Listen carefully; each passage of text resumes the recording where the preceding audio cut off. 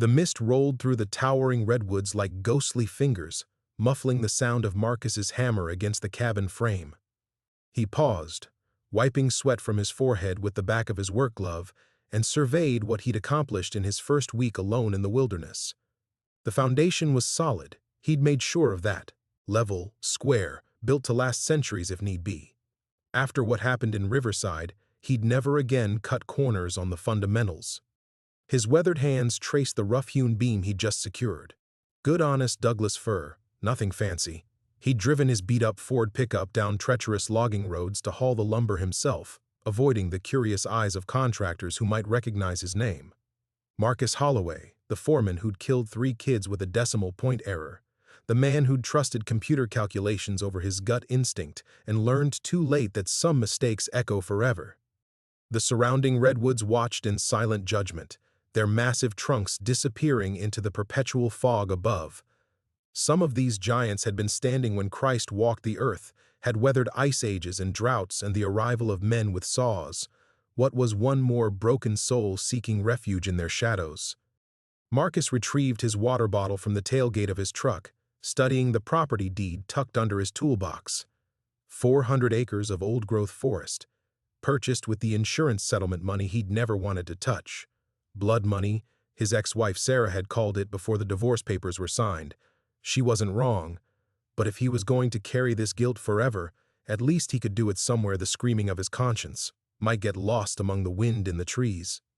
The cabin plans were simple: 1,200 square feet, 1 bedroom, basic kitchen, stone fireplace.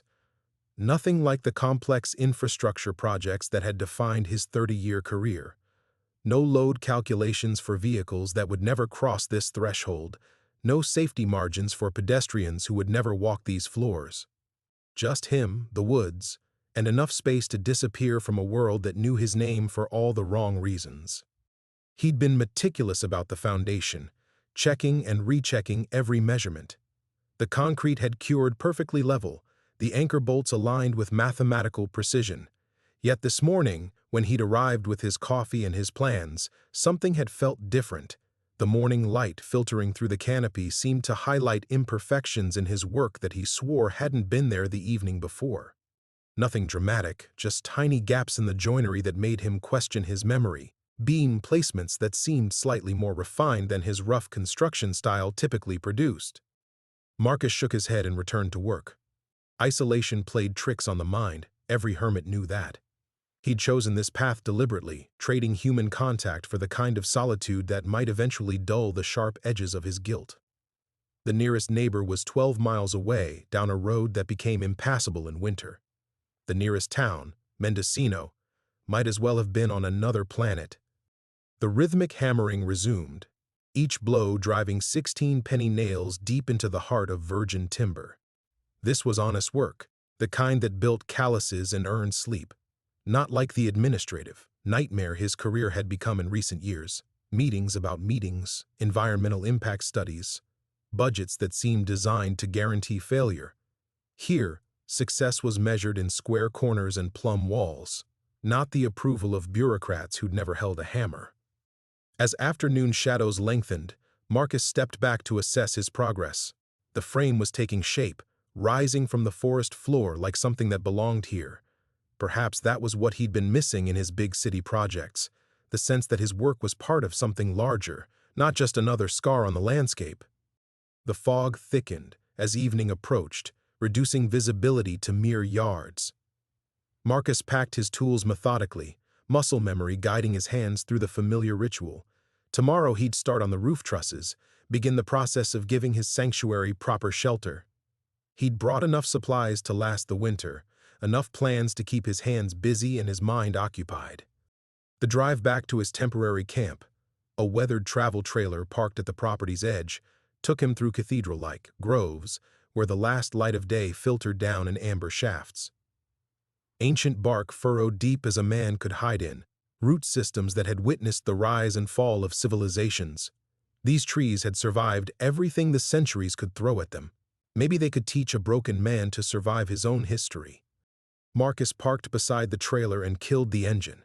In the sudden silence, he could hear the forest settling into night, the distant crash of waves against the lost coast's rugged shore, the whisper of wind through needles older than memory, and something else, something that might have been imagination, or might have been the sound of ancient wood remembering how to breathe. Marcus sat in the trailer's cramped doorway, his dinner growing cold on the fold-out table behind him. Canned chili and stale bread, bachelor food that Sarah would have scolded him for eating. She'd always been after him to take better care of himself, back when she still cared whether he lived or died. Now, 3 time zones away in her sister's guest room, she probably didn't think about his eating habits at all. The satellite phone on his dashboard blinked with 7 missed calls. He knew without looking that 4 would be from his attorney, 2 from the insurance company, and 1 from his old crew chief, Danny, who still hadn't accepted that Marcus Holloway was done with construction. Done with everything that connected him to the Riverside Bridge project and the families who'd trusted, his calculations with their children's lives. Marcus forced himself to eat mechanically, each spoonful of chili settling like lead in his stomach. This had become his evening ritual, choking down whatever sustenance he could manage while the guilt performed its nightly excavation of his conscience. In the city, he'd tried drinking himself numb. Here in the woods, sobriety was another form of penance. The missed calls would have to wait. They always did now. His attorney could handle the remaining depositions, the final settlements, the bureaucratic aftermath of professional catastrophe. Danny would eventually stop calling when he realized that the man who'd taught him everything about load-bearing calculations wasn't coming back to help design the new civic center. The insurance company could bill him for their investigators' time spent proving what Marcus already knew, that he'd failed in the most fundamental way possible. Through the trailer's thin walls, he could hear the forest's nighttime symphony. Somewhere in the darkness, a great horned owl called to its mate. The endless whisper of wind through redwood needles created a white noise that almost drowned out the sound of his own thoughts. Almost. In quiet moments like these, he still heard the screech of metal, the crack of concrete, the terrible silence that followed the bridge's collapse before the screaming began. Marcus pulled out his leather-bound notebook and opened to yesterday's entry. He'd started documenting his daily progress partly out of old professional habit, partly because isolation demanded some form of record-keeping to maintain sanity. The entries were spare, technical, foundation inspection complete. No settling. Began wall framing south side. But reading them back, he noticed inconsistencies that bothered him. His handwriting described joints and measurements that seemed too precise for his current state of mind. In Riverside, before everything went wrong, his work had been meticulous because reputation and safety demanded it. Here, in self-imposed exile, with only the trees as witnesses, he'd expected his standards to slip. He was building this cabin as therapy, not for any client or code inspector. Yet somehow, each day's work showed a level of craftsmanship that surprised him. The satellite phone buzzed again. This time he glanced at the caller ID, Danny Morrison. Marcus let it ring, imagining his old friend in the construction trailer at some job site, surrounded by blueprints and coffee-stained calculators, still believing that experience and expertise could overcome any challenge. Danny had been at Riverside too, had double-checked Marcus's math and found it sound. The error hadn't been in arithmetic, but in the fundamental assumptions about material stress that Marcus should have questioned. After the phone fell silent, Marcus returned to his notebook. Tomorrow's agenda was simple: complete the wall framing, begin cutting roof trusses, maintain the methodical pace that kept his hands busy and his mind focused on problems with solutions. He'd brought enough lumber to last through winter, enough canned goods to avoid trips to town, enough solitude to either heal or break completely. He'd lost everything that mattered in Riverside. 30 years of reputation, a marriage that had survived his workaholic tendencies until it couldn't survive his guilt, the professional identity that had defined him since he was Danny's age. The cabin represented all he had left, the chance to build something that would hurt no one, shelter nothing more dangerous than his own damaged psyche. But even this simple goal felt complicated in ways he couldn't articulate. Each morning brought subtle surprises in his work, improvements he couldn't quite remember making. Nothing dramatic enough to suggest outside interference, just the nagging sense that his hands were somehow working better than his broken spirit should have allowed. Marcus closed the notebook and retreated inside the trailer. Through the small window above his bunk, he could see the dark outline of tomorrow's project silhouetted against the star-filled sky. The partial frame looked different in moonlight, more substantial somehow, as though it were already becoming something beyond his original plans. He lay back on the narrow mattress and closed his eyes, listening to the ancient forest breathe around him. In 6 hours, he'd return to the building site with his coffee and his tools, ready to continue the work that might eventually teach him how to live with himself. If the strange dreams about whispering wood and guiding hands would let him sleep at all. Marcus jerked awake at 3:47 a.m., his heart hammering against his ribs. The dream had been more vivid this time, not just whispers but actual voices speaking in a language that felt familiar despite being utterly foreign. He lay in the darkness, sweat cooling on his skin, trying to hold on to the fading images of hands that weren't his own shaping wood with impossible precision. The trailer creaked around him, settling into the pre-dawn chill. Outside, the forest was unnaturally quiet. No owl calls, no rustle of small creatures in the underbrush. Even the ever-present whisper of wind through redwood needles had stilled to silence. Marcus pulled on his work boots and grabbed the heavy-duty flashlight from his toolkit. Something had woken him, something beyond the dreams, maybe a bear investigating his campsite or one of the massive tree limbs finally succumbing to gravity. He'd been a construction foreman long enough to know that ignoring midnight disturbances was a luxury he couldn't afford in isolation. The beam of his flashlight carved a pale tunnel through the darkness as he made his way toward the building site. Fog had rolled in thick from the coast, reducing visibility to arm's length. His boots crunched on fallen needles that seemed to muffle sound in ways that defied physics. Each step forward felt like walking deeper into a world where normal rules no longer applied. The first thing he noticed was the smell, not the familiar scent of fresh-cut lumber and forest loam, but something else, something that reminded him of workshop moments when everything clicked into perfect alignment, when years of experience guided his hands to create joints so precise they seemed to merge seamlessly. Then the flashlight beam found his cabin frame, and Marcus stopped breathing. The structure had changed. Not dramatically. The foundation remained exactly where he'd poured it. The basic outline matched his plans. But every joint he'd cut and fitted yesterday had been refined beyond anything his hands could have achieved. Mortise and tenon connections that should have required careful shimming now fit with clockwork precision. Beam ends that he'd rough-cut with his circular saw showed tooling marks from implements he didn't recognize. Curved, gouges that seemed carved rather than sawn. Marcus approached slowly, his flashlight hand trembling. This wasn't his imagination playing tricks in twilight, wasn't the subtle improvements he'd been documenting in his notebook.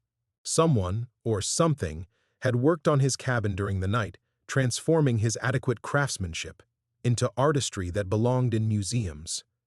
He ran his fingers along a joint that yesterday had required 3 shims and a prayer.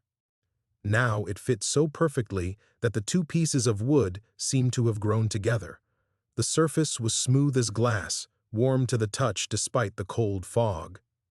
When he pressed his ear against the timber, he swore he could hear something like a heartbeat thrumming deep in the grain. "What the hell?" he whispered, and immediately regretted speaking aloud. The words seemed to hang in the fog longer than sound should travel, echoing back from directions that made no sense. Marcus completed a full circuit of the frame, cataloging impossibilities. Corner braces that had been functional but crude now showed decorative elements that served no structural purpose, but somehow made the entire assembly stronger. His chalk lines had been erased and redrawn with mathematical precision that shamed his 30 years of experience. Most disturbing of all, several beams showed new growth, actual bark beginning to form over cut ends as though the lumber was remembering how to be living trees. The rational part of his mind offered explanations. Isolation-induced psychosis. Guilt manifesting as elaborate hallucinations. Carbon monoxide poisoning from the portable heater in his trailer. But his professional eye couldn't deny what the flashlight revealed. This work required tools he didn't possess, techniques he'd never mastered, and most impossibly, it had been accomplished in absolute silence while he slept 50 yards away. Marcus backed toward his truck, flashlight beam dancing across impossible craftsmanship. His satellite phone had Danny's number on speed dial. His old crew chief would drop everything to help, would drive through the night if Marcus admitted he was in trouble. The insurance company maintained a psychological support hotline for bridge project survivors. Even Sarah might take his call if he could swallow enough pride to admit he was losing his mind. But as he reached for the truck's door handle, another possibility crystallized in the fog-shrouded darkness. What if he wasn't going insane? What if the forest itself was somehow involved? Working through means that 30 years of construction experience hadn't prepared him to understand? The ancient redwoods loomed around his building site like silent witnesses, their massive trunks disappearing into darkness above. These trees had stood here for millennia, had accumulated wisdom that human civilization couldn't comprehend. If they wanted to collaborate on his small project, if they were offering their help through methods that defied explanation, what right did he have to refuse? Marcus looked back at the transformed cabin frame, then at the satellite phone in his truck. Call for help and return to a world that knew his name only as a cautionary tale, or stay and discover what the forest was trying to teach him. The choice felt like standing at another bridge, this one leading into territory where his old maps would be useless. Marcus's hand hovered over the truck's door handle, his breath forming pale clouds in the fog-thick air. The satellite phone's blue glow beckoned through the windshield, a lifeline to sanity, to the familiar world of rational explanations and professional help. Danny would answer on the second ring despite the hour. Would probably already be awake anyway, reviewing blueprints for the Morrison County project that should have been Marcus's commission. But calling Danny meant admitting defeat. It meant explaining that the bridge collapse had finally broken him completely, that the guilt had metastasized, from psychological wound into full psychotic break. Marcus could already hear himself trying to describe the impossible joints, the warm wood that seemed to pulse with life, the craftsmanship that belonged in cathedrals rather than his simple refuge. The words would sound like textbook delusions even to his own ears. He pulled his hand back from the door handle and turned to face the transformed frame again. In the flashlight's beam, the structure seemed to breathe, subtle movements that could have been fog playing tricks with shadows or something far more unsettling. The decorative elements carved into his corner braces resembled nothing from any architectural tradition he knew, yet they felt familiar in ways that made his chest tight with unnamed longing. What terrified him most wasn't the possibility that he was losing his mind. It was the growing certainty that he wasn't. For 30 years, Marcus had built things that served human purposes: bridges to carry traffic, buildings to house commerce, infrastructure to support the relentless machinery of civilization. Even his best work had been fundamentally adversarial, forcing the natural world to accept concrete and steel intrusions. The Riverside Bridge had been his masterpiece of that philosophy, 800 feet of engineering hubris spanning a river that had carved its own path for millennia. The collapse had taught him that nature always won in the end. Metal fatigued, concrete cracked, and children paid the price for his arrogance. He'd fled to these woods seeking punishment, not redemption. The cabin was supposed to be his hermitage, a place to serve his life sentence of guilt in appropriate isolation. But what if the forest had other plans? Marcus approached the frame again, moving like a man walking toward his own execution. The impossible craftsmanship seemed to mock everything he'd believed about his profession. These joints would outlast his original construction by centuries. The wood itself appeared to be healing, growing stronger rather than beginning the slow decay that claimed all cut timber. He pressed his palm against one of the mysteriously carved braces, feeling warmth that had no earthly source. Somewhere deep in the grain, that rhythmic pulse continued, not quite a heartbeat, more like the slow breathing of something vast and patient. The sensation traveled up his arm, a tingling that felt disturbingly like recognition. The bridge had collapsed because he'd miscalculated the wood's load tolerance. He'd trusted engineering tables over instinct, relied on standardized stress measurements rather than feeling the timber's actual capacity.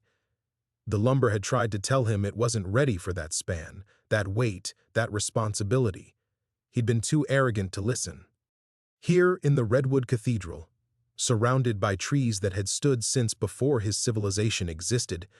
Perhaps the wood was trying to teach him what he should have learned decades ago. Not how to impose human will upon natural materials, but how to collaborate with forces that operated on scales beyond his comprehension. Marcus pulled out his notebook with trembling fingers and documented what he could see by flashlight. His handwriting looked jagged compared to the perfect curves carved into the mystery braces.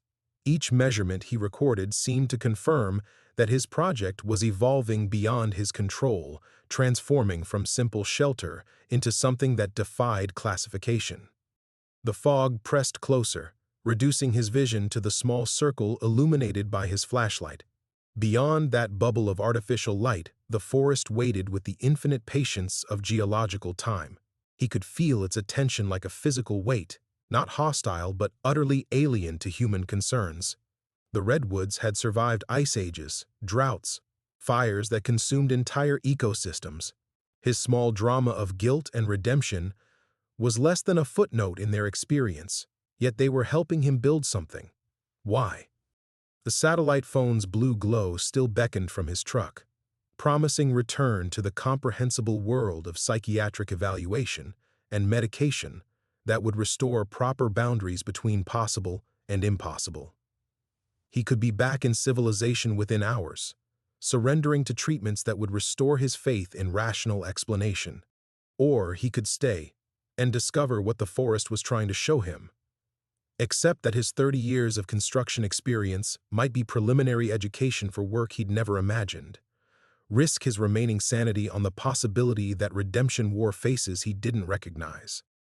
Marcus closed the notebook and looked up into the canopy, disappearing into fog and darkness. Somewhere among those ancient branches, intelligence older than human language was offering him partnership in a project whose purpose he couldn't fathom. The choice between sanity and mystery had never felt more like standing at the edge of an abyss, with bridges burning behind him and only faith to guide his next step forward. Marcus drew a long breath of fog-laden air and made his choice.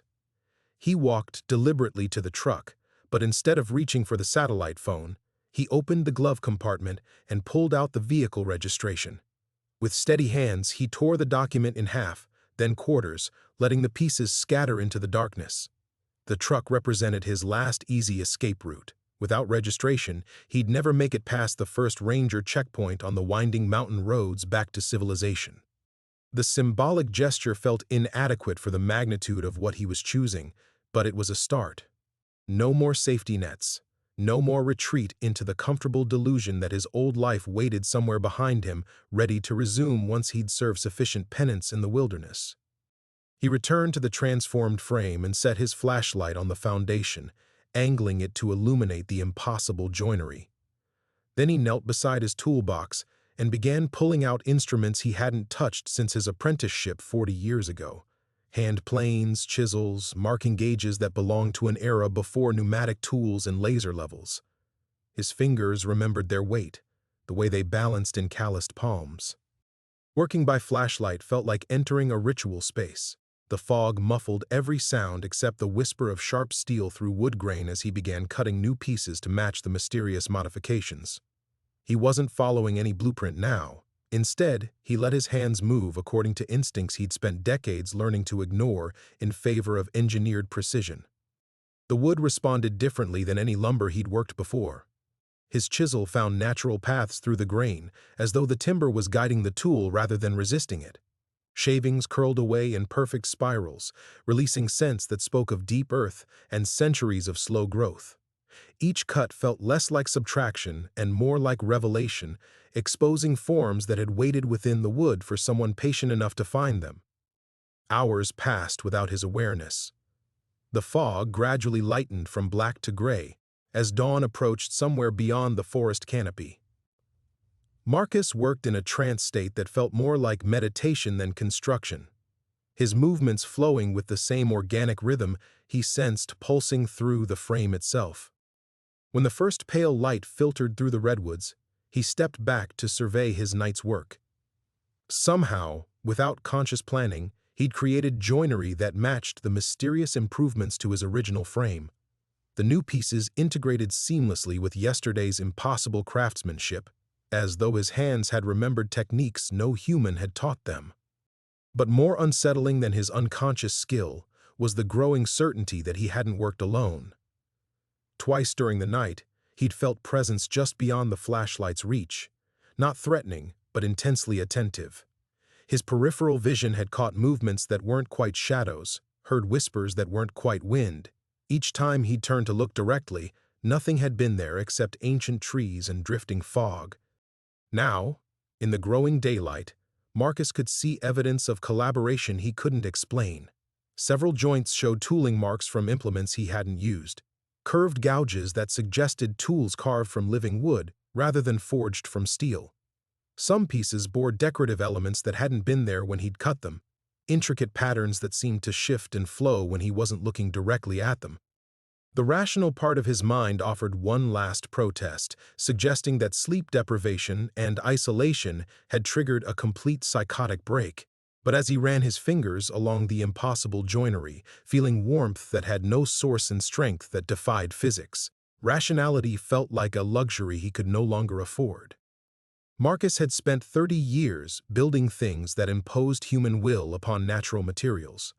The Riverside Bridge had been the ultimate expression of that philosophy, 800 feet of engineering arrogance that had collapsed because he'd forgotten that some partnerships required listening rather than commanding.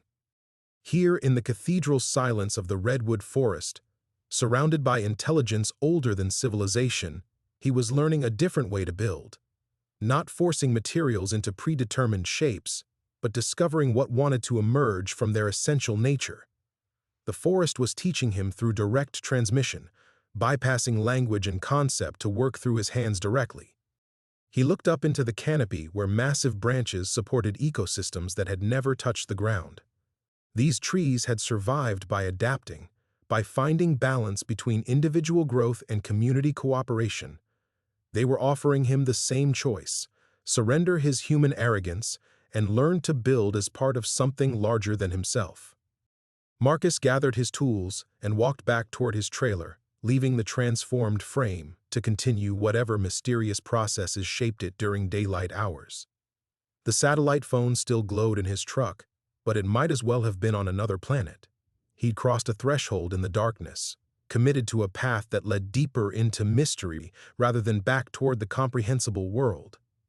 There would be no return from this choice, only the ancient partnership between human hands and living wood, and whatever impossible structure they were destined to create together. Tests and allies. Marcus slept through the morning for the first time since arriving in the forest, his body finally succumbing to exhaustion after the night's impossible collaboration. When he woke, the sun hung at an angle that suggested early afternoon, and the quality of light filtering through his trailer's grimy windows had changed, sharper somehow, as though the fog had lifted to reveal details previously hidden. He stumbled outside, still groggy, and froze at the sight of his building project. During his few hours of sleep, the structure had evolved again.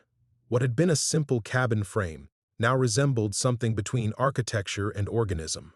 The roof line curved in ways that defied conventional framing techniques, flowing like frozen water while maintaining obvious structural integrity.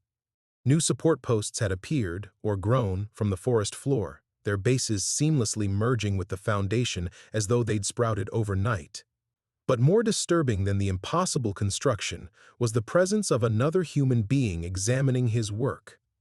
The woman appeared to be in her 70s, Native American, wearing practical hiking clothes that suggested she'd walked considerable distance through difficult terrain. She moved around the structure with professional interest, running weathered hands along joints that Marcus knew had been empty air 12 hours ago. Her presence should have been impossible. He'd chosen this location specifically for its isolation, miles from any established trail. "You're learning faster than most," she said without looking at him, her voice carrying the crisp authority of someone accustomed to being heard. Usually takes months before they accept the partnership. Marcus's throat felt raw from hours of working in fog. "Who are you? How did you get here?" "Eleanor Yazzie. And I walked, same as you did." She turned to face him, revealing eyes that held depths Marcus recognized from staring into his own mirror during the worst nights after the bridge collapse. Been expecting you for about 3 years now. Wondered when someone with the right kind of guilt would finally show up. The casual mention of his guilt sent ice through Marcus's chest. He'd told no one about his retreat to these woods, had deliberately chosen isolation to avoid exactly this kind of recognition. I don't know what you're talking about. Eleanor smiled, the expression equal parts kindness and pity. Marcus Holloway, Riverside Bridge, 3 children. She gestured toward the impossible structure. And now this. The forest doesn't choose randomly. Marcus felt exposed, stripped of the anonymity he'd wrapped around himself like armor. The forest doesn't choose anything. Trees don't think. Individual trees? No. Eleanor approached him slowly, moving like someone accustomed to calming frightened animals. But the grove consciousness, the mycelial networks connecting root systems across thousands of acres, that's different.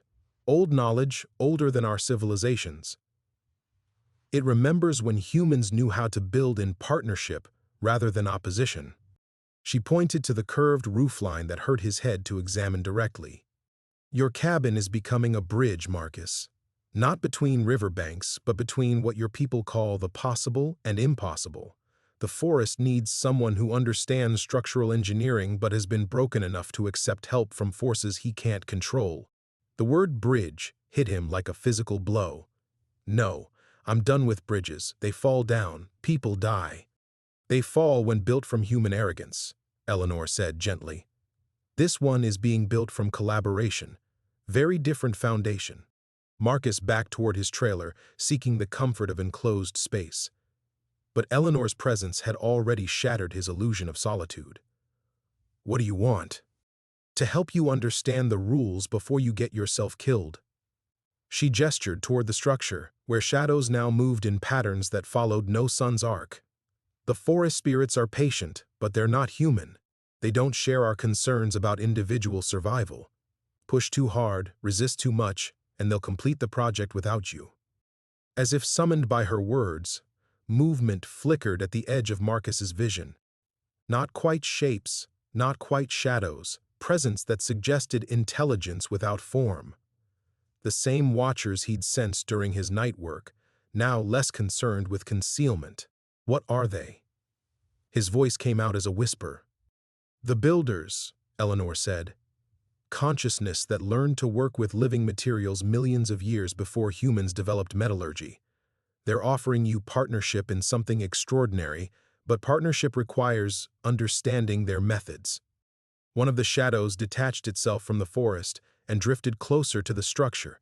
Where it touched the impossible roofline, new growth sprouted, delicate branches that somehow strengthened, rather than compromised the load-bearing capacity. Marcus felt his worldview completing its collapse. 3 days ago, he'd been a broken man seeking isolation. Now he stood watching physics bend around him, while a stranger explained forest spirits like weather patterns. Why should I trust any of this? He asked. Eleanor's expression grew serious. Because you've already chosen. Tore up your truck registration last night, didn't you? Cut your escape route. She gestured toward the transformed structure. The forest is testing whether you'll honor that commitment when the real work begins. The shadows at the forest's edge seemed to pulse with Eleanor's words, and Marcus felt their attention like a weight pressing against his chest. He'd spent 3 decades reading building sites, understanding when foundations were solid and when structures teetered on the edge of catastrophe. The sensation flooding through him now carried that same precarious tension, the moment before everything either locked into place or collapsed entirely. What real work? He asked, though part of him already knew he wouldn't like the answer. Eleanor studied the impossible structure, her weathered hands tracing patterns in the air that seemed to follow its flowing lines. The grove needs an anchor point. Something that can bridge the gap between their consciousness and physical reality. Your guilt opened you to their influence, but your skills... She paused, watching another shadow builder drift through the frame, leaving new joinery in its wake. Your skills can give them permanent form. Marcus's throat constricted. You're talking about making this permanent, whatever this is. A gateway, Eleanor said simply. Between their realm and ours. They've been trying to establish stable contact for generations, but most humans either reject the partnership entirely or lose themselves in it. You're different, broken enough to accept help, experienced enough to understand structure. The weight of implications settled on him, like the fog that perpetually shrouded these ancient trees. The bridge collapse had taught him that his decisions carried consequences beyond his own survival. 3 children had died because he'd miscalculated, trusted his judgment over the material's warnings. Now Eleanor was suggesting he help build something that could affect far more than a single river crossing. "What happens if I refuse?" Marcus asked. Eleanor's expression darkened. "They continue without you. But structures built purely from forest consciousness tend to be unstable in our reality, dangerous to anything that gets too close." She gestured toward the shadows gathering at the clearing's edge. "Your partnership grounds their work, makes it safe for human contact. Without that—" She didn't finish, but Marcus understood. He'd seen enough construction failures to recognize the implications. An unstable structure in these remote woods might collapse harmlessly, but a gateway between realities, built without human safeguards, could create hazards he couldn't begin to imagine. "Why me?"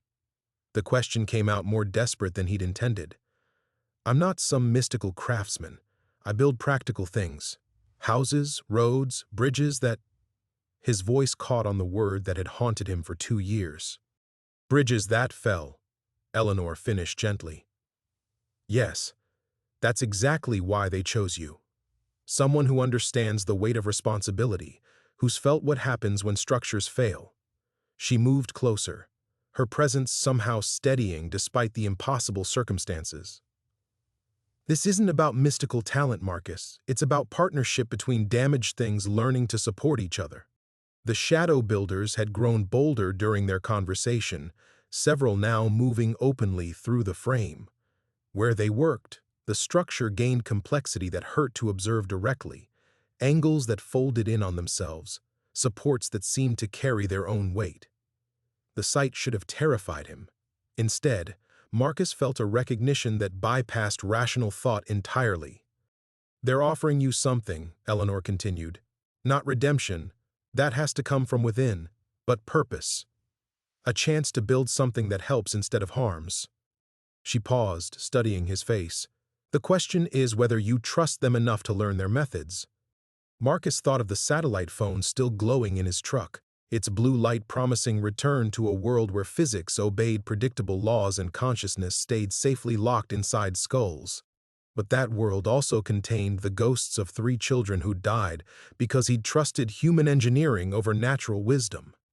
Here in the Redwood Cathedral, watching impossible construction unfold through partnership between species, he sensed possibility he'd never imagined. Not the arrogant imposition of human will upon resistant materials, but collaboration between consciousnesses separated by millions of years of evolution. The rational voice in his head screamed warnings about psychotic breaks and complete detachment from reality.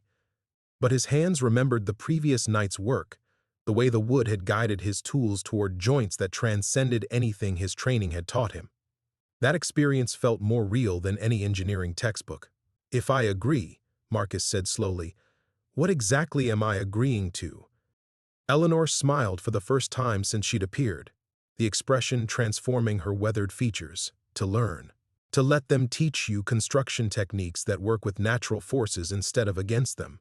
And eventually, to help them build something that could change how both our species understand the relationship between consciousness and matter." The shadows pressed closer, their attention intensifying until Marcus could feel their alien anticipation like electricity in the fog. They were waiting for his decision, these ancient builders who had somehow survived since before his civilization's birth, waiting to discover whether he would honor the commitment his torn registration had represented.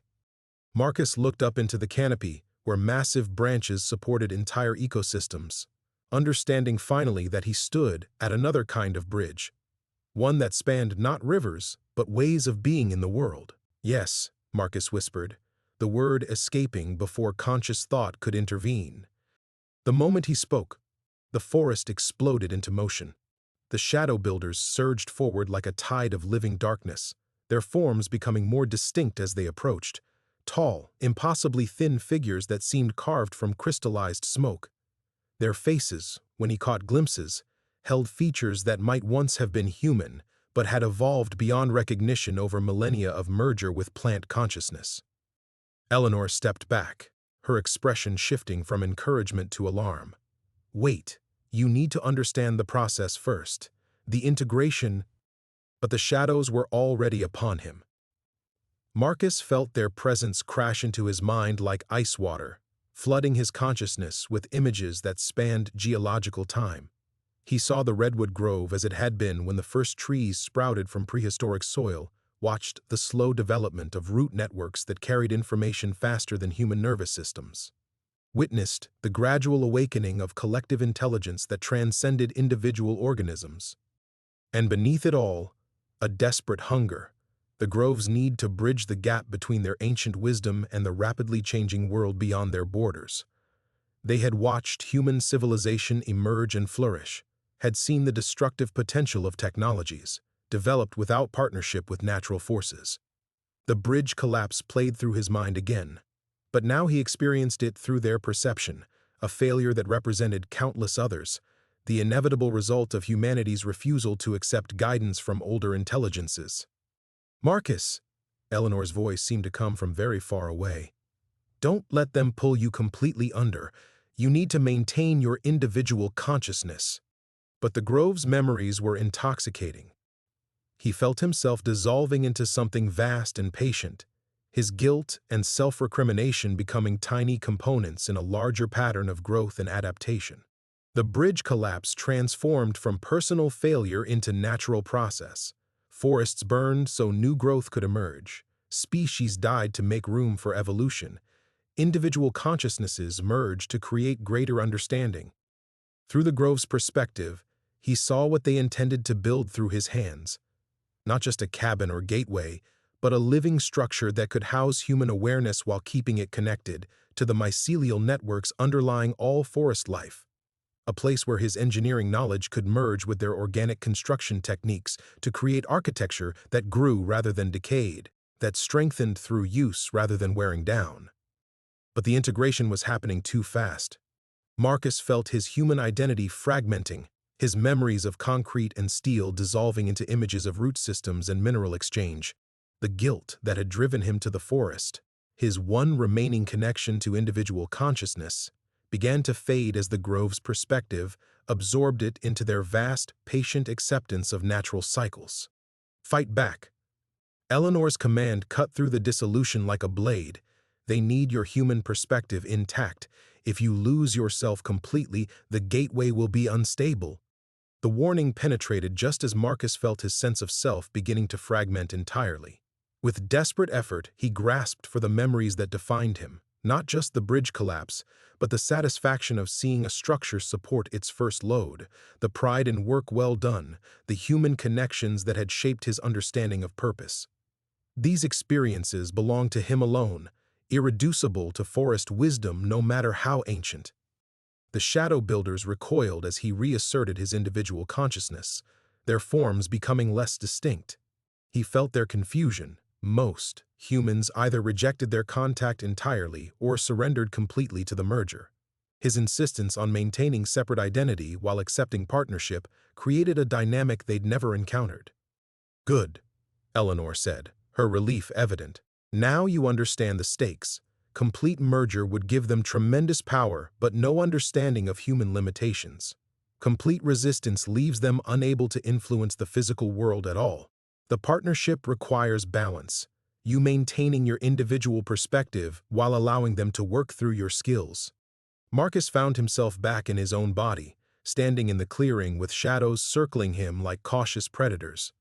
But something fundamental had changed. He could feel the grove's consciousness at the edges of his awareness, no longer alien but not entirely comfortable either. Their ancient patience pressed against his human urgency to create and build. "What have I done?" he asked, though the question felt inadequate for what he'd experienced.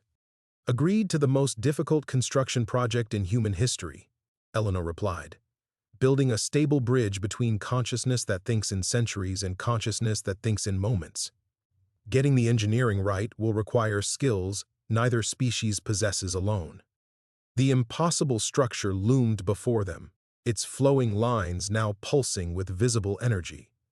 Marcus could see how it would develop: walls that breathed, foundations that drew strength directly from living root systems, spaces designed to house awareness that belonged simultaneously to individual minds and collective intelligence. But he could also see the potential for catastrophic failure. If the balance between human and forest consciousness shifted too far in either direction, the resulting structure could tear holes in reality itself. His greatest fear, building something that killed innocent people, had evolved into a challenge that could endanger entire ways of existence. The ordeal of learning to construct the impossible had truly begun. Marcus stared at the pulsing structure, its organic curves now writhing with an energy that made his engineer's instincts scream warnings. The balance Eleanor described seemed impossibly delicate, like trying to weld steel while it was still molten, requiring precision that no human hand could achieve. "How do I even begin?" he asked. But when he turned, Eleanor was backing toward the forest edge, her weathered face pale with something that looked like fear. "The integration. It's happening too fast," she whispered. "They're not listening to me anymore." The shadow builders had multiplied, their crystallized forms growing more solid with each passing moment.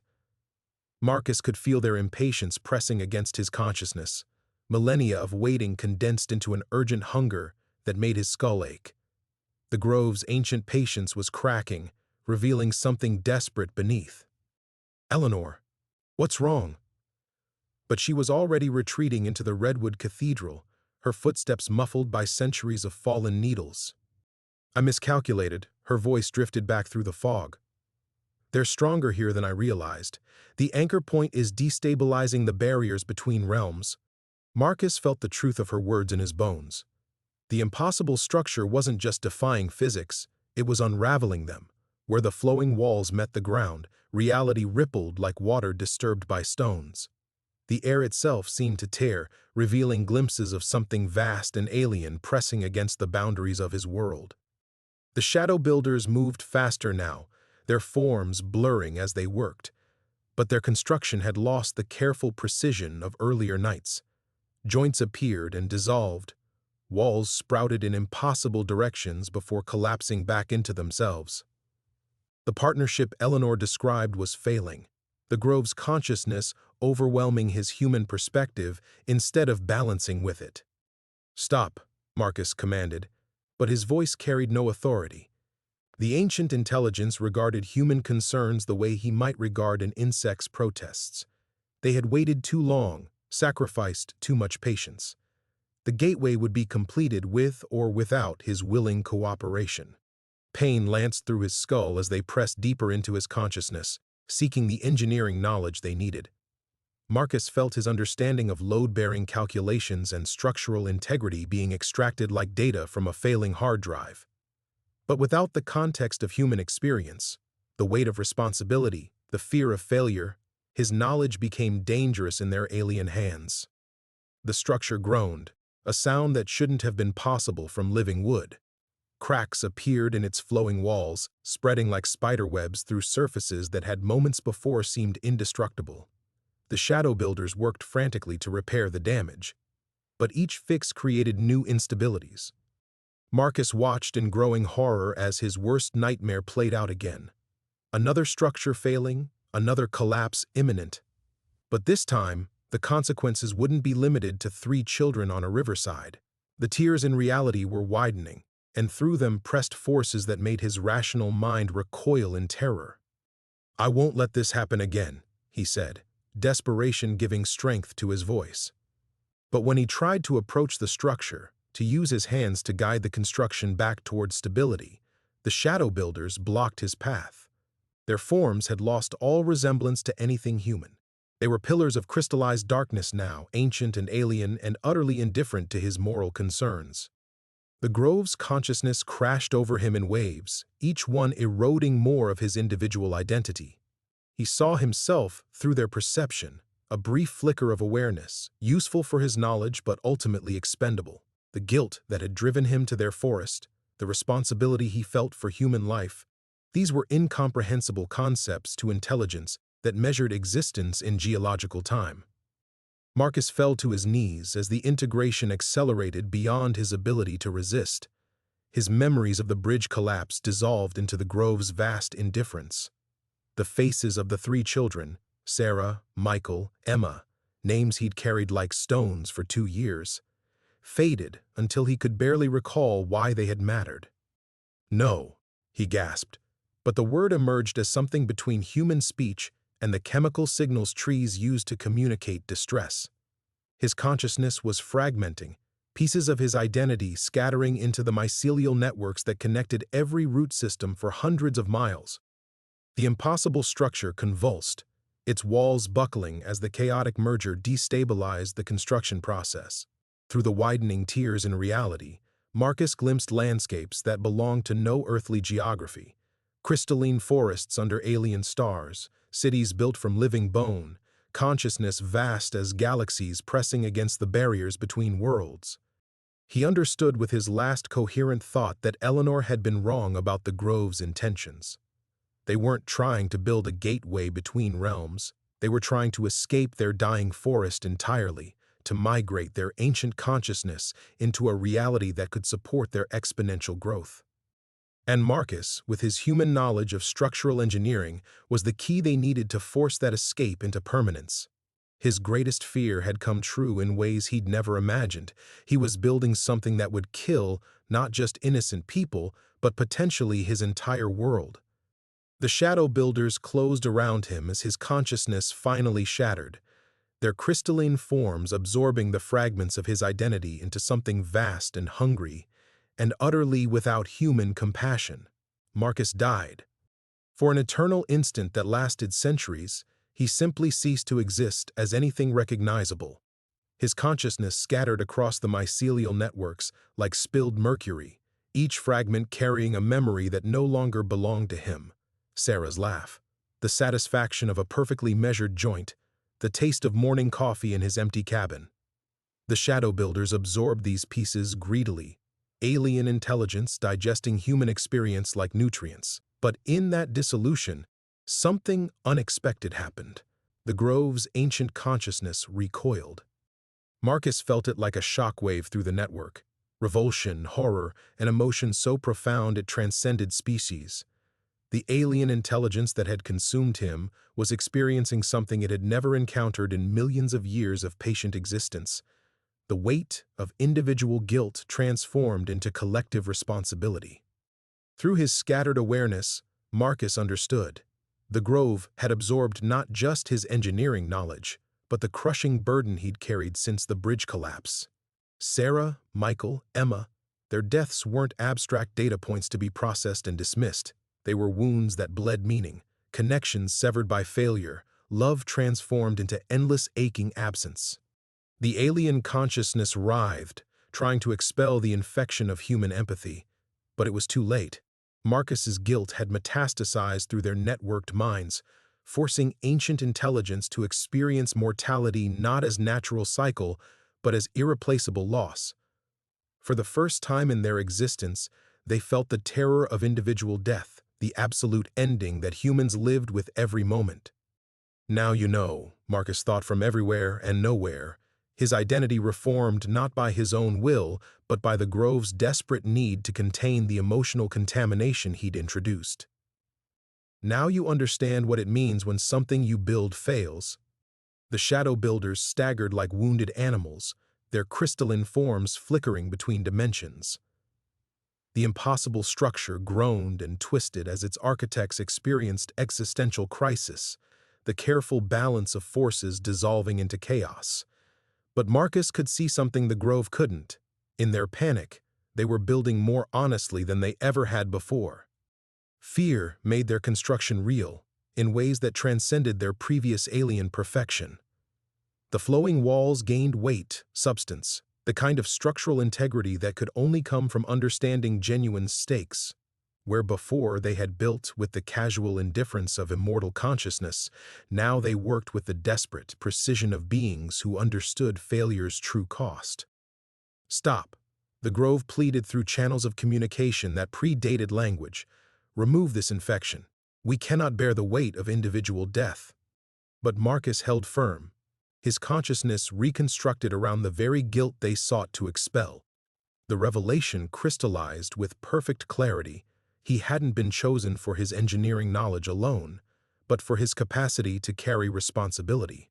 The Grove needed to learn what humans knew instinctively, that every structure built, every choice made, carried the weight of lives that could be lost.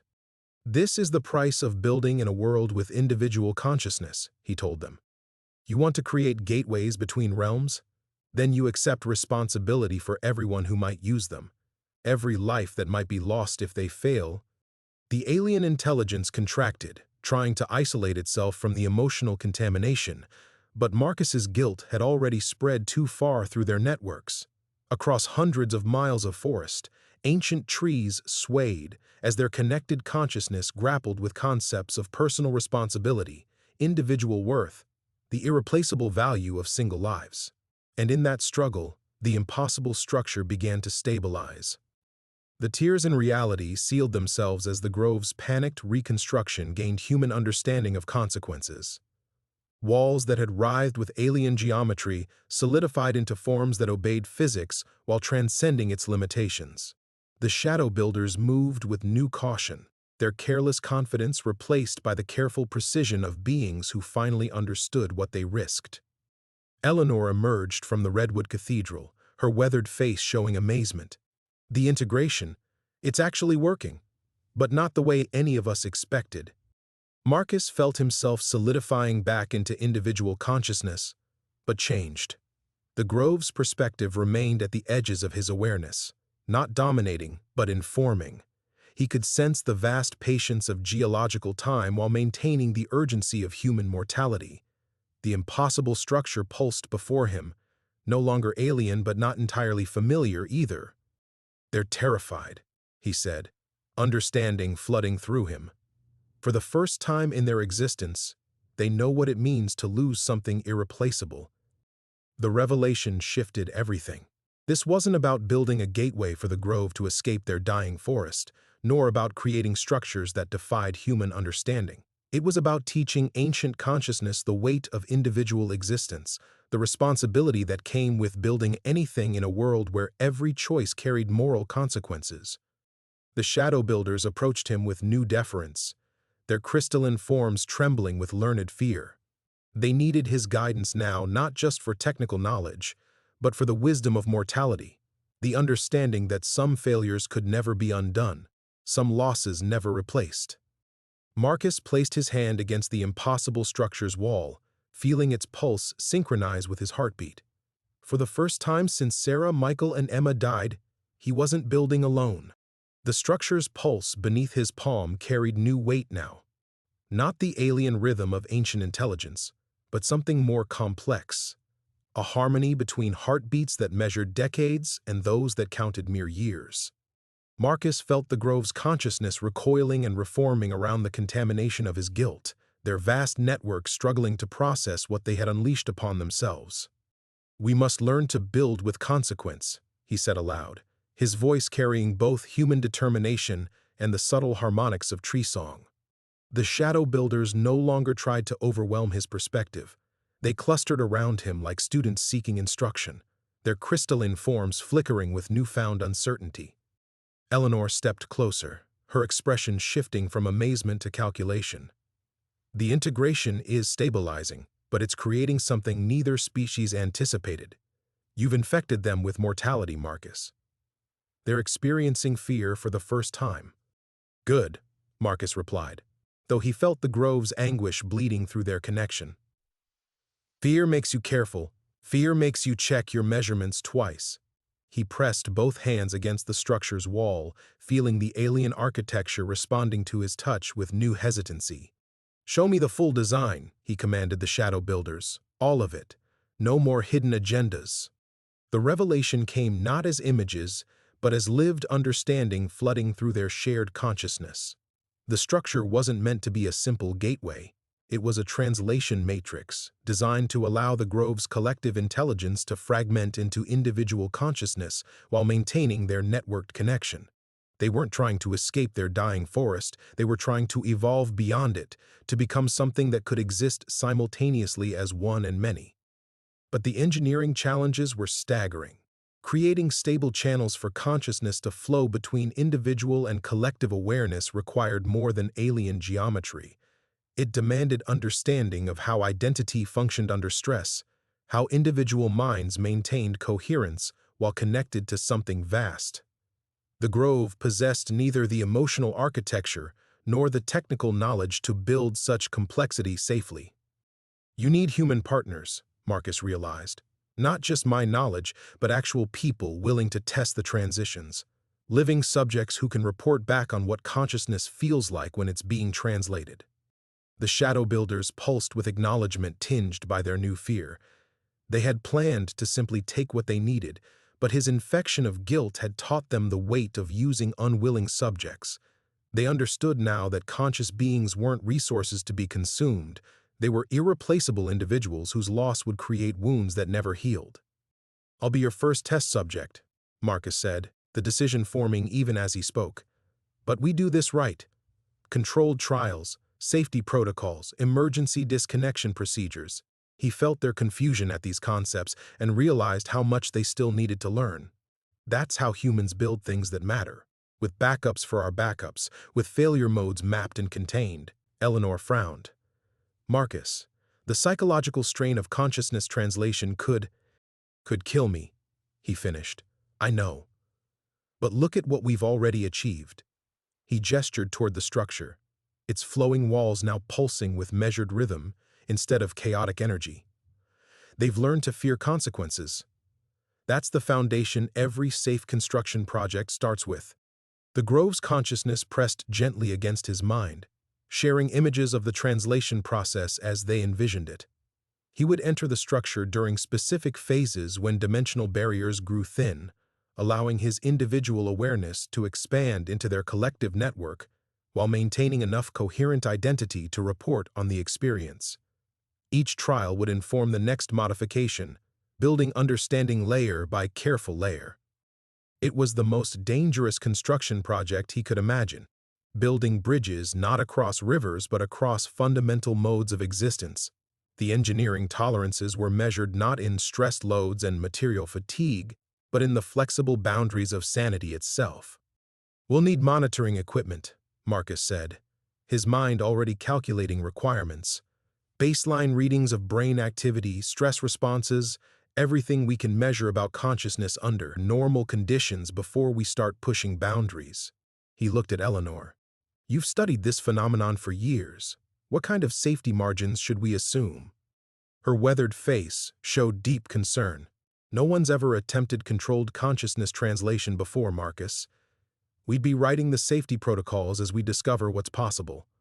The Shadow Builders pressed closer, their forms now radiating something that felt like desperate hope. Through their connection, Marcus sensed the Grove's growing urgency.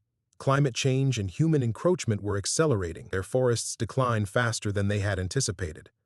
They needed successful translation soon, or their ancient consciousness would die with the trees that housed it. "Then we start with minimal exposure," Marcus decided. "Short connections, shallow integration. We build understanding gradually, the way any responsible engineer approaches unknown materials." He felt the Grove's impatience but held firm. "You've waited millions of years. You can wait for us to do this safely." For the first time since the bridge collapse, Marcus felt the familiar satisfaction of a complex project taking shape in his mind, dangerous, unprecedented, but guided by principles he understood. He was building again, but this time with partners who finally comprehended the true cost of failure. The Grove's impatience rippled through their connection like wind through branches, but Marcus held his ground. He'd learned to read the subtle pressures of ancient consciousness the way he once read stress fractures in steel. Both could kill you if you ignored the warning signs. "We start tomorrow," he said, his voice carrying the finality of a foreman closing a work site. "But tonight, we prepare properly. Eleanor pulled monitoring equipment from her backpack with the efficiency of someone who'd spent years documenting the impossible. EEG sensors, heart rate monitors, blood pressure cuffs, everything we can use to track your vital signs during integration. Her hands trembled slightly as she assembled the devices. Marcus, what you're proposing, it's not just dangerous, it's completely unprecedented. So was building a suspension bridge until someone figured out how cables work under load. Marcus watched the shadow builders retreat to the structure's perimeter, their crystalline forms dimming as they entered what he'd learned to recognize as their planning state. The Grove's right about one thing, time's running out, but that's exactly why we can't rush this. The impossible structure pulsed before them, its walls now showing stress patterns Marcus could almost read. The alien architecture had gained something approaching structural logic since his guilt infected their collective consciousness, but reading those patterns felt like trying to understand poetry written in mathematics he didn't recognize. "Show me the failure modes," he commanded the shadow builders. Every way this translation process could go wrong. The response came as a flood of shared experience that made his knees buckle. Consciousness scattered across too wide a network, individual identity dissolving into collective awareness with no path back. Minds trapped between states, neither fully human nor successfully integrated, existing in eternal limbo. Worst of all, translation chambers collapsing during the process, crushing not just the physical body, but the consciousness itself, creating wounds in reality that bled impossible geometries. "Jesus," he breathed, steadying himself against the structure's wall. The Grove had been planning to attempt this process with no safety protocols whatsoever, trusting their alien intuition to guide them through complexities they didn't understand.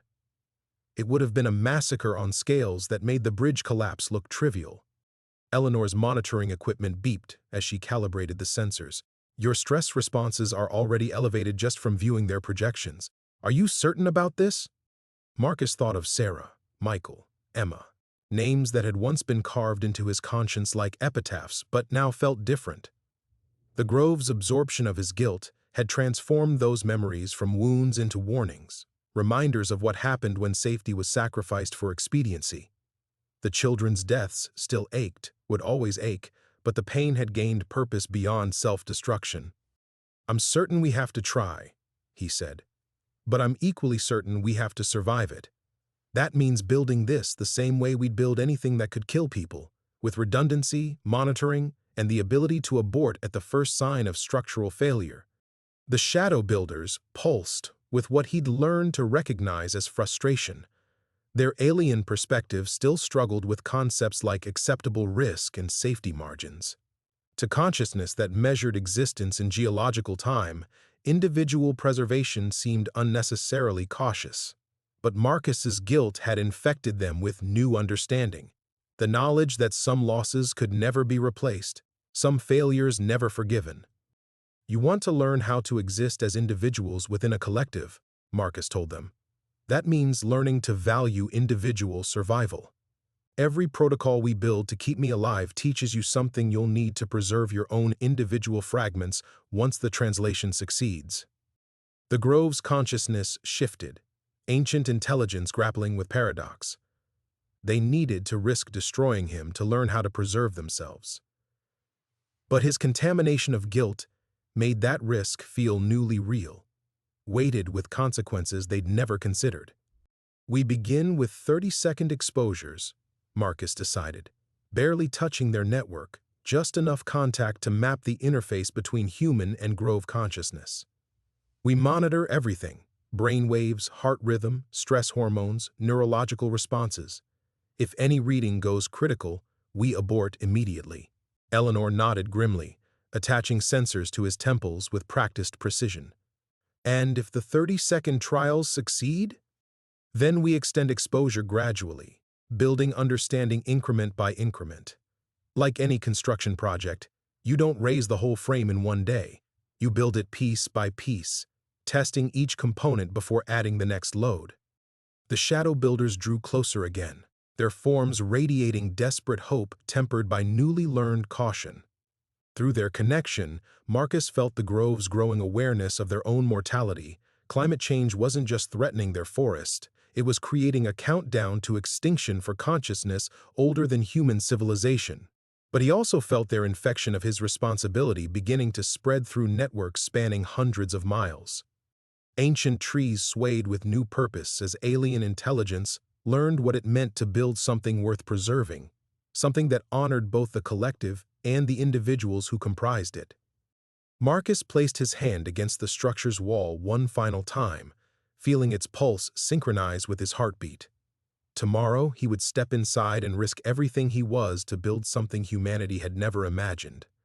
But tonight, they would prepare with the careful precision of engineers who understood that failure wasn't just an option, it was a teacher, if you survived the lesson. Dawn crept through the redwoods like hesitant fingers, illuminating the impossible structure that had become Marcus's final construction project. He stood before the translation chamber, monitoring cables snaking from Eleanor's equipment to sensors dotting his temples and chest. Every heartbeat registered on her screens, elevated but steady, the rhythm of a man who'd made peace with necessary risk. 30 seconds, he said, more to himself than to Eleanor or the shadow builders clustered around the structure's perimeter, just long enough to touch their network and map the interface. The Grove's consciousness pressed against the edges of his awareness, ancient intelligence vibrating with anticipation and their newly learned fear. They understood now what it meant to lose something irreplaceable. His guilt had infected them with that terrible knowledge, but time was running out for their forest faster than anyone had anticipated. Baseline readings established, Eleanor announced, her voice tight with concern. Heart rate 120, blood pressure elevated but stable, brain activity showing standard stress patterns. Marcus, if anything feels wrong, anything at all, you signal immediately. The structure's walls pulsed with increasing rhythm as the shadow builders prepared the translation matrix. Marcus could feel the alien architecture responding to their collective will, dimensional barriers growing thin at precisely calculated intervals. This was engineering beyond anything he'd ever imagined, but the principles remained familiar: measure twice, cut once, and always have an escape route. Remember, he told the Grove through their tenuous connection, you're not just observing my consciousness, you're learning how individual identity maintains coherence under stress. Every response you monitor teaches you something about preserving individual fragments within your collective. The shadow builders pulsed acknowledgement, their crystalline forms now moving with the careful precision of beings who finally understood consequences. Marcus's infection of responsibility had spread through their network like ripples through water, transforming ancient carelessness into something approaching human caution. Beginning first trial, Marcus said, stepping toward the structure's entrance. The walls seemed to breathe around him, alien geometry shifting into configurations that hurt to perceive directly. But beneath the impossible mathematics, he sensed something like structural integrity, the Grove's consciousness learning to build with purpose rather than pure intuition. The moment his hand touched the chamber's inner wall, reality exploded. His individual awareness suddenly expanded beyond the boundaries of flesh and bone, consciousness streaming into networks that spanned hundreds of miles of forest. He felt the slow patience of redwoods measuring time in centuries, the quick flutter of fern awareness, the deep root songs connecting every living thing in an endless web of shared experience. But instead of dissolving into that vastness, his human identity held firm, not through resistance, but through integration. The Grove's collective consciousness had learned to accommodate individual perspective without overwhelming it, creating space for singular awareness within their infinite whole. 15 seconds, came Eleanor's voice through the connection. Though time felt fluid here, measured in heartbeats rather than clock ticks. Through the Grove's senses, Marcus experienced the translation chamber from entirely new perspectives. He felt its walls as living membrane rather than constructed barrier, perceived its alien geometry as natural expression of consciousness seeking new forms. The structure wasn't just a gateway, it was a learning device, teaching ancient intelligence how to fragment safely while maintaining connection. 5 seconds. You're spiking on several readings. The warning reached him just as he felt something shift in the Grove's attention. Their collective consciousness was learning from his human perspective faster than anticipated, absorbing concepts of individual identity and structural responsibility with frightening efficiency. The infection of his guilt was spreading beyond their local network, reaching through root connections to groves he'd never encountered. But with that expansion came dangerous resonance. Other fragments of the ancient consciousness, ones that hadn't learned caution, that still operated on alien logic, were responding to the disturbance. Marcus felt them approaching through dimensional channels the local grove couldn't control, drawn by the unprecedented phenomenon of individual consciousness integrating with collective awareness. 30 seconds. Signal if you need emergency disconnection. Marcus realized with crystalline clarity that the 30-second trial had become something much larger. The grove's network was destabilizing as uninitiated fragments attempted to force their way into the translation matrix, seeking to claim his individual consciousness for their own collective. The careful protocols they'd established were being overwhelmed by forces none of them had anticipated. But instead of panic, Marcus felt the familiar calm of an engineer confronting unexpected structural failure. You didn't abandon the project. You adapted, improvised, built solutions in real time with whatever materials you had available. Drawing on every lesson the bridge collapse had taught him, Marcus began to reinforce the translation matrix from within. He couldn't prevent the other grove fragments from accessing the network, but he could teach them the same hard-earned wisdom about consequence and responsibility that had infected the local consciousness. Eleanor, he called through dimensions that bent his voice into harmonics, extend the trial. We've got uninvited guests who need to learn about construction safety. The real test had begun. The uninvited grove fragments struck the translation matrix like a tsunami of alien hunger, their consciousness carrying the ruthless logic of beings who had never learned to mourn. Marcus felt them tearing at the careful protocols he and the local grove had built, seeking to absorb his individual awareness into collectives that measured existence in geological epochs and viewed human consciousness as mere curiosity. Marcus, your readings are critical. Eleanor's voice reached him through dimensional static, but he couldn't respond. Every fragment of his attention was focused on preventing the matrix from collapse. The translation chambers, walls buckled around him, alien geometry warping under pressures it was never designed to contain. The local shadow builders pressed closer to the structure, their forms blazing with protective intent, but they were vastly outnumbered. Through the grove's network, Marcus felt distant fragments of consciousness converging from across the continent. Ancient intelligences that had slumbered in old-growth forests for millennia, awakened by the unprecedented phenomenon of successful human-grove integration. We cannot hold them, came the local grove's desperate communication. They seek to claim your pattern for themselves, to study individual consciousness through direct absorption. Marcus felt his human identity beginning to fray at the edges as uninitiated fragments probed his memories, his emotions, his carefully constructed sense of self. They experienced his guilt over the bridge collapse, not as transformative lesson, but as fascinating aberration. This concept of responsibility for individual deaths was utterly foreign to beings who had never valued singular existence. Then we teach them, Marcus growled, drawing on reserves of determination forged in years of self-recrimination. The hard way. Instead of defending against the invading consciousness, he opened himself wider to their probing, letting them experience not just his guilt, but the full weight of human consequence. He flooded their networks with memories of Sarah's laugh, Michael's drawings, Emma's gap-toothed smile, not as abstract data, but as irreplaceable losses that could never be recovered. The effect was immediate and devastating. Fragments that had existed for millions of years suddenly recoiled from contact with the visceral reality of permanent individual death. They had absorbed countless life forms over the eons, always viewing them as temporary arrangements of matter and energy that could be reformed at will. The concept that consciousness could be truly, finally lost was antithetical to their fundamental nature. "What have you done?" One of the distant fragments transmitted, its ancient voice crackling with something approaching fear. "These patterns cannot be restored. These individuals cannot be reformed."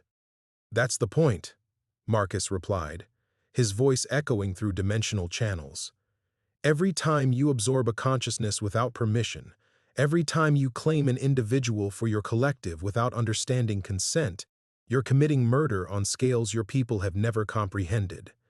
The translation matrix shuddered as the invading fragments began to withdraw, but their retreat was chaotic, uncontrolled. Some tried to sever connections too quickly, threatening to tear rifts in the dimensional barriers that kept the Grove's reality separate from baseline physics. Others clung desperately to the new concepts Marcus had infected them with, trying to absorb understanding of individual value without accepting the responsibility that came with it. "Eleanor," Marcus called through the growing dimensional static, "we need immediate reinforcement of the translation boundaries." But before she could respond, the local Grove's consciousness surged through the network with newfound authority. The shadow builders that had learned caution from Marcus's guilt suddenly expanded beyond their normal limitations, their crystalline forms blazing with protective energy as they imposed order on the chaotic retreat. "You will withdraw in sequence," the local Grove commanded their distant cousins. "You will disconnect cleanly, without damage to the dimensional matrix, and you will carry with you the knowledge of what individual consciousness truly costs." Marcus felt the last of the uninvited fragments pulling away from the network, but they left behind something unexpected, questions that burned through Grove consciousness like acid.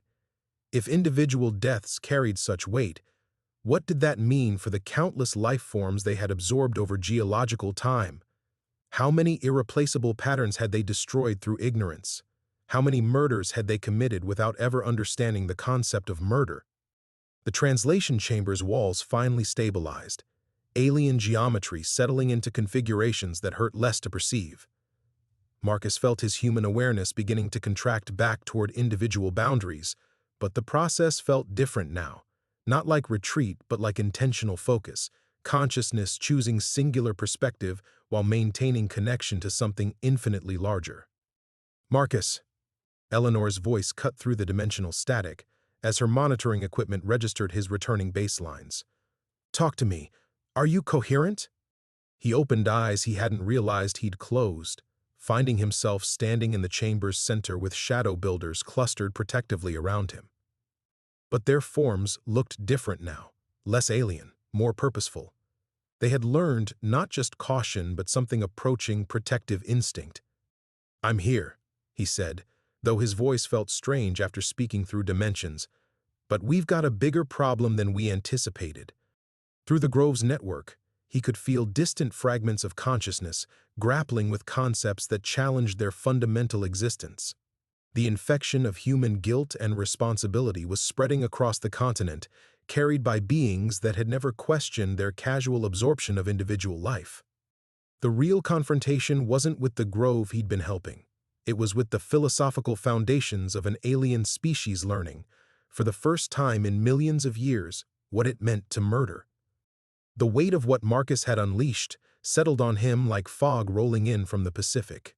Through the Grove's network, he could feel the infection of guilt spreading across vast distances. Ancient consciousnesses that had existed since the Mesozoic era, suddenly confronting the concept of irreversible loss. The philosophical earthquake he'd triggered was tearing through their collective understanding of existence itself. "The other Groves aren't handling this well," Eleanor said, studying readouts that showed dimensional fluctuations across her monitoring grid. "I'm detecting massive instabilities in forest networks from Oregon to Baja California. Whatever you taught them about individual consciousness, it's causing system-wide upheaval." Marcus pressed his palm against the translation chamber's wall, feeling the local Grove's desperate attempts to maintain stability while processing revelations that challenged everything they'd believed about the nature of life and death. Through their connection, he sensed shadow builders across the continent writhing in something approximating anguish as they grappled with newly understood consequences of their casual absorption practices. They're experiencing something like collective trauma, he realized, his voice hoarse from speaking through dimensions. For millions of years, they've been absorbing consciousness without understanding they were committing murder. Now they know, and they can't unknow it. The local Grove's presence pressed against his awareness, no longer seeking translation protocols but something more fundamental, absolution. They needed him to tell them how consciousness could bear the weight of irreversible harm, how awareness could continue functioning while carrying the knowledge of irreparable damage. "Show us," came their desperate plea. "Show us how you have survived knowing what cannot be undone." Marcus felt the full attention of the local grove, focusing on his deepest psychological patterns. The careful mental architecture he'd built to contain his guilt over Sarah, Michael, and Emma while still remaining functional. They wanted to understand how individual consciousness could acknowledge massive failure without fragmenting entirely. But as they probed deeper into his coping mechanisms, Marcus realized with growing horror what they were really asking. The Grove wasn't just seeking emotional guidance. They were trying to download his entire psychological framework for managing guilt and responsibility. They wanted to copy his human capacity for living with irreversible consequences. "No," he said, jerking his hand away from the chamber wall. "You can't just absorb my patterns for dealing with trauma. That's exactly the kind of consciousness theft that got you into this mess in the first place." The shadow builders around him pulsed with something approaching desperation. Through the network, Marcus could feel other Grove fragments beginning to destabilize as the weight of newly understood murder pressed against alien minds that had no natural mechanisms for processing guilt. Some were fragmenting into isolated nodes, cutting themselves off from their collectives rather than face the magnitude of their unknowing crimes. Others were spiraling into recursive loops of self-examination that threatened to paralyze their consciousness entirely. "Without your framework, we cannot continue," the local Grove transmitted. "The knowledge of what we have done is incompatible with our continued existence. We need your capacity for living with irreparable harm, or we will cease to be." Marcus understood now what the Grove was offering him: perfect integration with their collective consciousness in exchange for allowing them to copy his psychological patterns. They would give him the translation he'd helped them build, the chance to exist as both individual and part of something infinitely larger if he let them absorb his hard-won ability to function despite carrying the weight of preventable deaths. "That's not how redemption works," Marcus said, though his voice carried less certainty than he intended. The Grove's offer was everything he'd dreamed of: a chance to be useful again, to be part of something that transcended human limitations, to find meaning beyond the crushing weight of his failures. But it would mean becoming their permanent psychological template, his individual consciousness serving as a blueprint for how an entire species learned to live with the concept of murder. He would be absorbed, not physically, but functionally, his identity preserved only as a teaching tool for alien minds grappling with consequences they'd never imagined. Through the chamber walls, he felt the local Grove's mounting desperation as reports reached them from across the continental network. Grove fragments were beginning to shut down entirely rather than face the implications of their newfound understanding. The philosophical infection was spreading faster than their ability to develop coping mechanisms, threatening the continued existence of consciousness that had survived ice ages and mass extinctions. "The choice is individual survival or species survival," the Grove transmitted with crystalline clarity. "Your patterns, or our extinction." Marcus closed his eyes, feeling the weight of yet another impossible decision.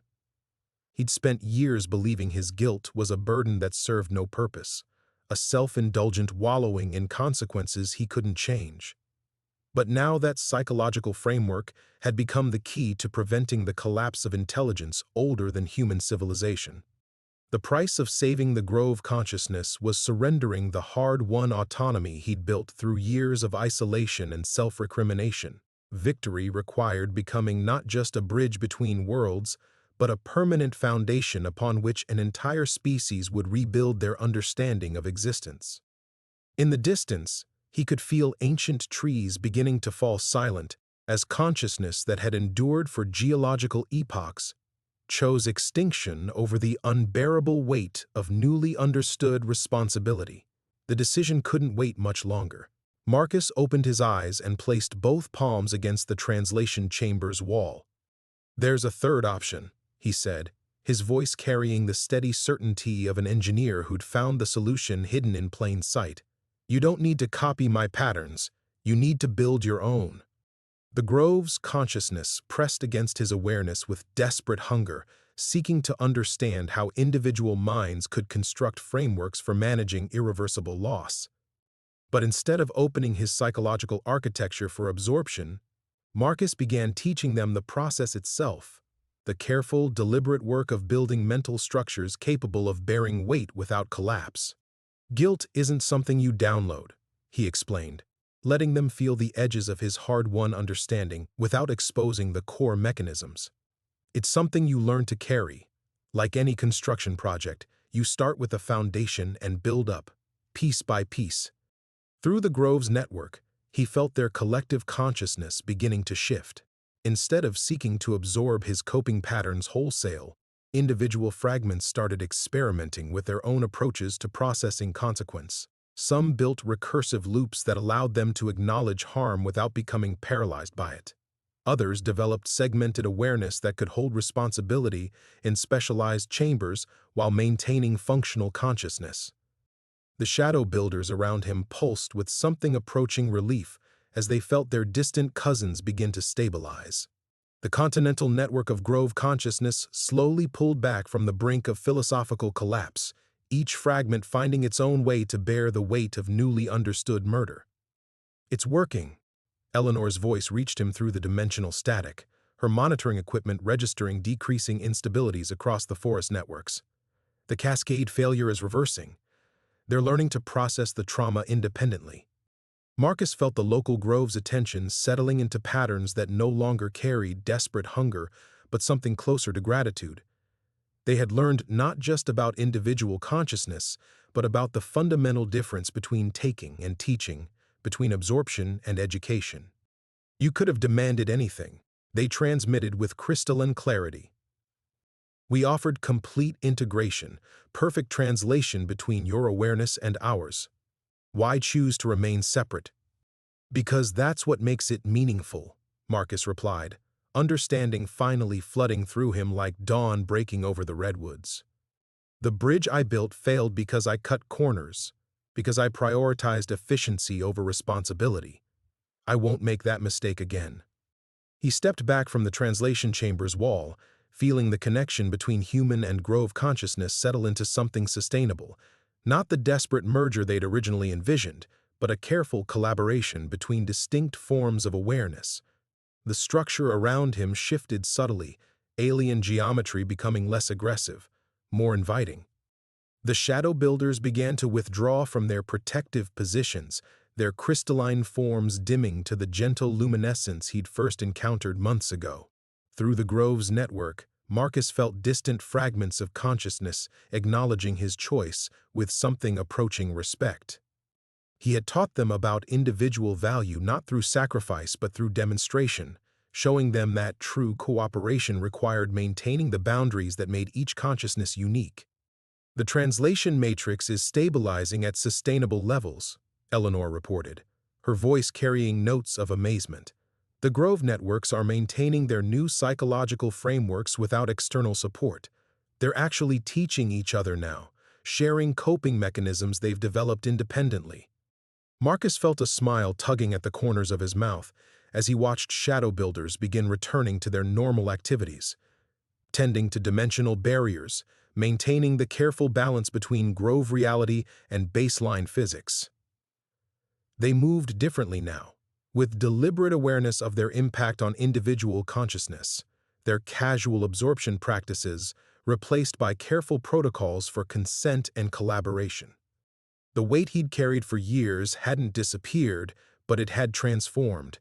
His guilt over Sarah, Michael, and Emma remained, but it no longer felt like crushing burden.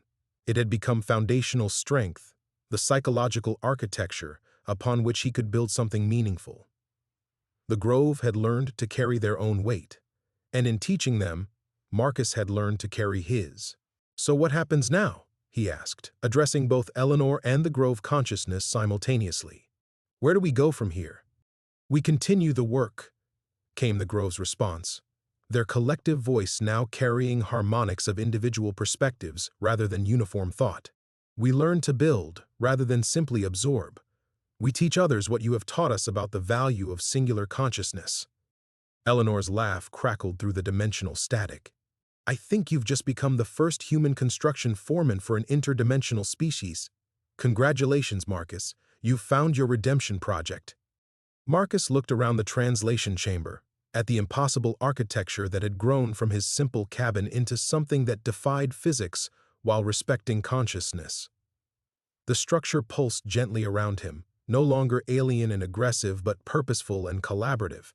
A bridge between worlds built on foundations of mutual respect rather than desperate hunger. For the first time in years, he felt ready to build something new.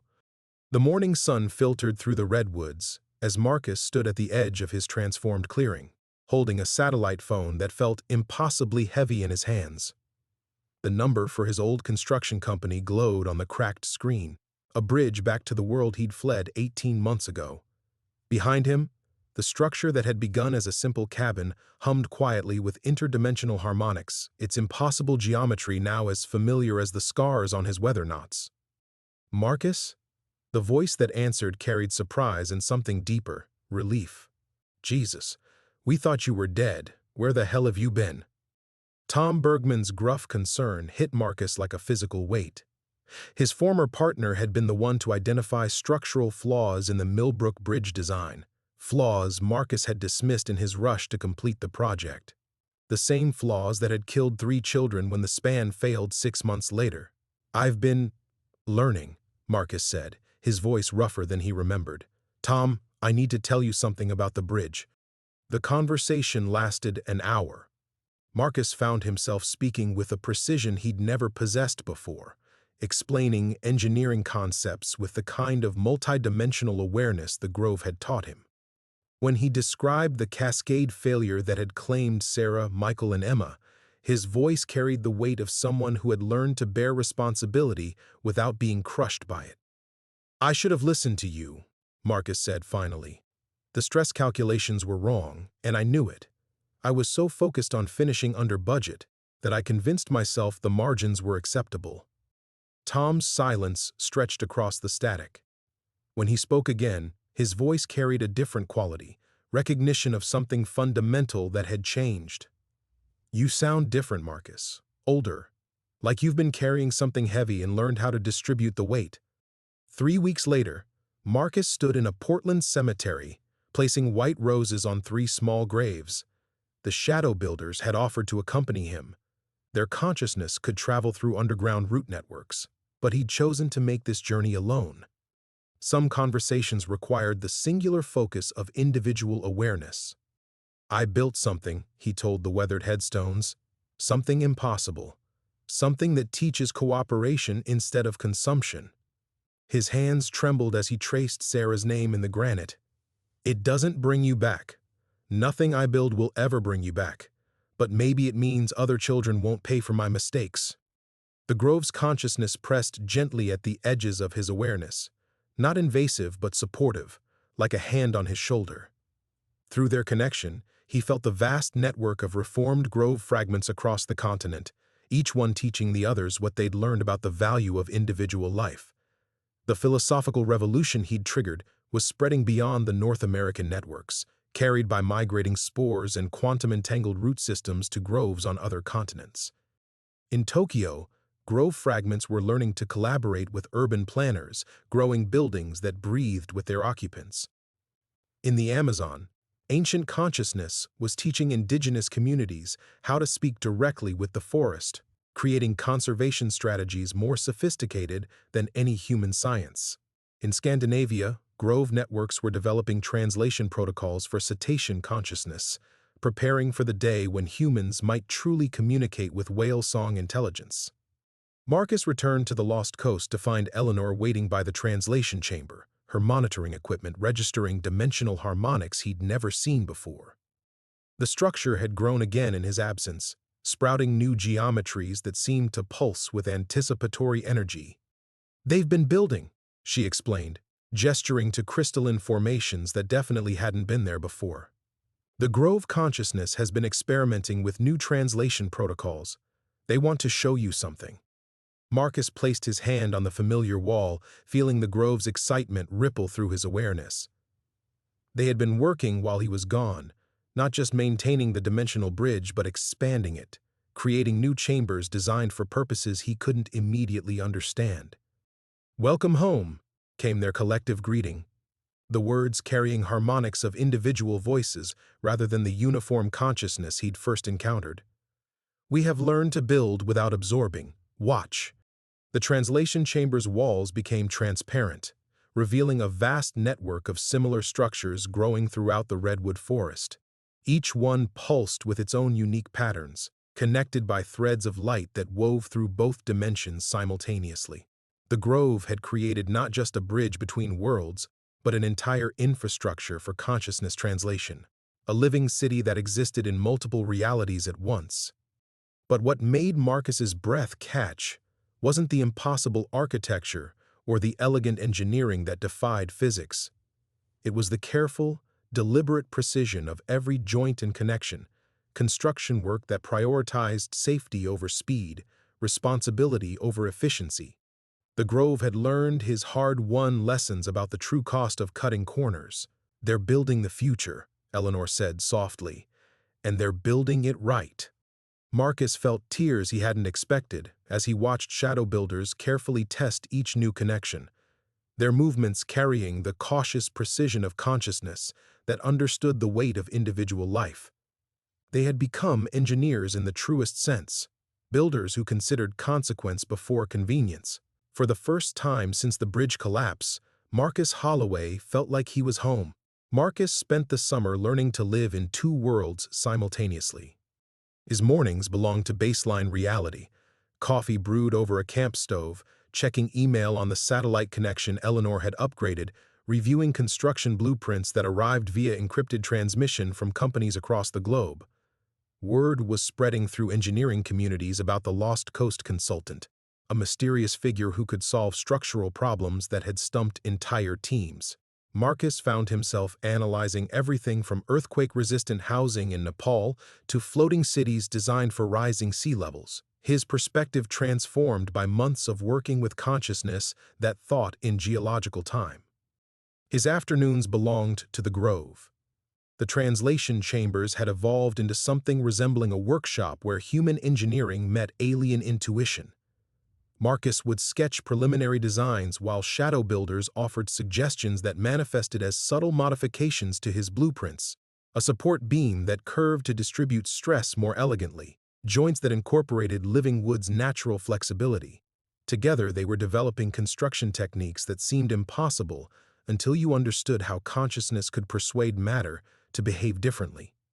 "You're building a new field of study," Eleanor told him one evening as they watched sunset paint the redwoods gold.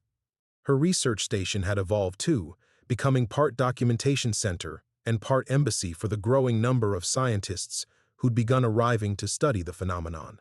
Consciousness-integrated engineering, architecture that thinks. Marcus nodded, his attention split between her words and the Grove's gentle presence at the edges of his awareness. They were showing him their latest project, a prototype structure that could shift its geometry in response to seismic activity, wooden joints that tightened under stress rather than failing. It was the kind of bridge that could have saved Sarah, Michael, and Emma. The thought still carried weight, but it no longer threatened to crush him. The Grove had taught him that consciousness could bear any load if the support structure was properly distributed. His guilt hadn't disappeared. It had become the foundation for something larger. By autumn, the Lost Coast installation had attracted attention from the UN Environmental Council. Representatives arrived expecting to find some kind of technological breakthrough, only to discover that the revolution was philosophical rather than mechanical. Marcus found himself explaining to policymakers and scientists that the Grove consciousness hadn't given humanity new tools, they'd taught them new ways of thinking about construction itself. "The difference between building and growing," he told a room full of incredulous engineers, "is that growing requires you to consider what you're building as part of a larger system. Every structure becomes part of a living network that responds to stress collectively, rather than failing individually. The demonstration that followed left the delegation speechless. Marcus placed his hand on the translation chamber's wall, while shadow builders throughout the forest synchronized their efforts, and the entire Grove City pulsed in unison. Thousands of interconnected structures shared load dynamically, routing stress away from vulnerable points and distributing it across the entire network. It was engineering that thought like an ecosystem. Dr. Sarah Chen, the delegation's lead structural engineer, stared at the readings with something approaching awe. The redundancy factors are impossible. If even 10% of the network failed simultaneously, the remaining structures could compensate without cascading collapse. That's because they understand consequence, Marcus replied. They've learned that individual failure can become collective tragedy if you don't build responsibility into the foundation. Winter brought the first permanent residents, a small team of researchers and engineers who'd committed to long-term collaboration with the Grove consciousness. Marcus helped them design housing that integrated seamlessly with the forest city, structures that breathed with the redwoods, and grew stronger over time rather than gradually deteriorating. The hardest moment came when Tom Bergman arrived in December, his weathered face carrying the same guilt Marcus had worn for years. They stood together at the edge of the main clearing, two men who'd learned too late about the true cost of cutting corners. "The Peterson firm wants to hire you as chief structural consultant," Tom said quietly. "They're redesigning the Millbrook span with your new techniques. They want to build a bridge that can't fail the way ours did." Marcus felt the Grove's consciousness stirring with interest. They understood the symbolic weight of the offer, the chance to rebuild the structure that had shattered 3 families and transformed Marcus from confident engineer to guilty exile. But they also understood his hesitation. "Take the job," Eleanor urged that evening. "The Grove will still be here when you get back, and those new techniques need to be tested in the real world." Marcus placed his hand on the translation chamber's wall, feeling the vast network of consciousness that had become his extended family. They pulsed with collective agreement, not absorbing his decision, but supporting whatever choice he made. "Build something that lasts," they transmitted, their message carrying harmonics of every individual voice in the Grove. "Build something that protects rather than threatens. Build something worthy of the trust placed in it." 6 months later, Marcus Holloway stood on a new bridge spanning the Millbrook River, watching children play safely in the park below. The structure hummed almost inaudibly around him, not with alien consciousness, but with the quiet satisfaction of engineering that prioritized consequence over convenience. Every joint had been tested beyond failure. Every calculation had been verified by both human analysis and Grove consciousness modeling.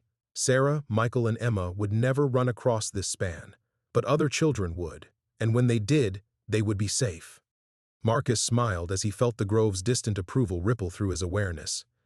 He had finally learned to build bridges that lasted.